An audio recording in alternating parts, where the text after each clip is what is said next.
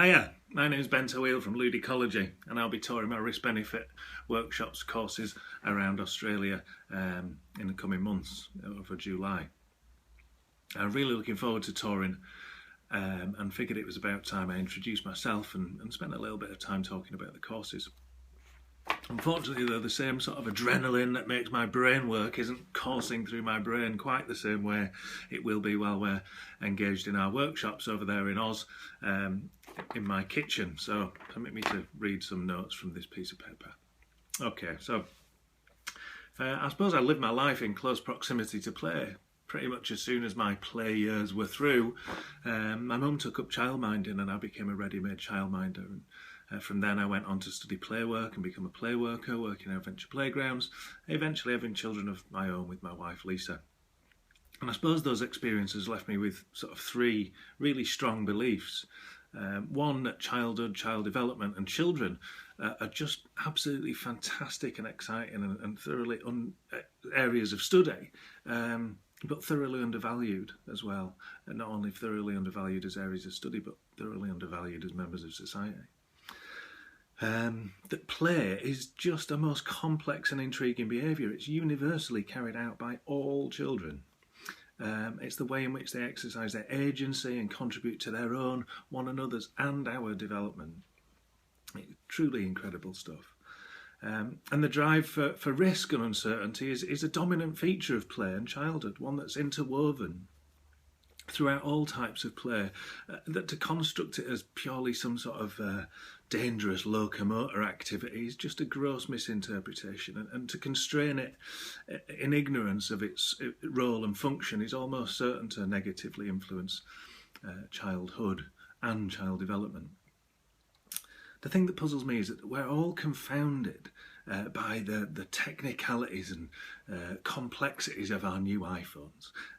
For instance, the other day I heard, in a different example, on the radio, people amazed at the developing capabilities for artificial intelligence, essentially robots that are able to learn from their own experiences. And we invest billions in that sort of stuff, whilst at the same time paying scant regard to an infinitely more complex and sophisticated piece of kit: the youth of our very own species, children.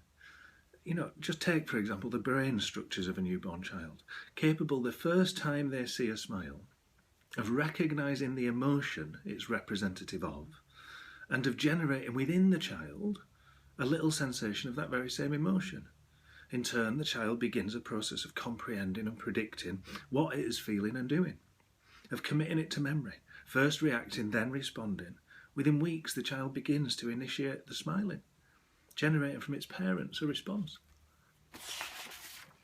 I mean, that is an amazing piece of hardware. Then we get onto the software, the intrinsic drive to play. And what's the first thing we do when our child begins to engage us in reciprocal bouts of smiling play? Yeah, we play peekaboo. One of the first games we play pretty much universally around the world is one which generates a sense of uncertainty and risk. Why? Well, damn exciting, isn't it? It engages more fully the comprehend and predict regions of the brain, and in turn creates material for analysis and evaluation, the cornerstone of good judgment. It sharpens and makes robust those attachment structures, bonds and relationships. It's personally rewarding and motivational. It contributes to our own positive, effective state. It's an outlet for the expression of strong emotions. It enables us to be at once out of control, whilst at the very same time in control, and therefore to feel the sensation of fear and jeopardy and stress, whilst being the master of it. As children grow and develop, they want to spin themselves dizzy, to jump from height, from the sofa or from the stairs. Traditional games also include the creation of risk and uncertainty. Some common examples include things like hide and seek, blind man's bluff, what time is it, Mr. Wolf? Risk-taking and the generation of uncertainty is an intrinsic part of play, as much as it's an intrinsic part of life. We can't take the risk out of play without at the same time diminishing the play itself significantly. Driving a car, for instance, is the riskiest thing that most of us will ever do. And to reduce the risk significantly more than it is already would sort of render the car useless. So something's going on there.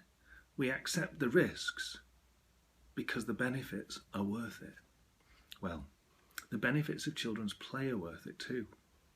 But we need to be comfortable facilitating and enabling that play. We need to be competent at assessing it and justifying it. We need to have the knowledge and practices that meet children's right to play.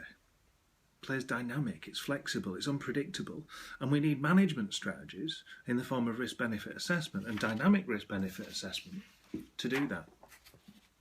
Practices and policies that recognise and accommodate for the fact that play emerges on a moment-to-moment basis. We can't say, stop, I need to carry out a risk assessment. We need processes that work for children's play. And that's what our courses are all about. We'll work hard. We'll have some fun along the way. I kind of guarantee it, I think. I hope that's been enough to whet your appetite. And I'm really, really looking forward to meeting you. See you soon. Ta-ra.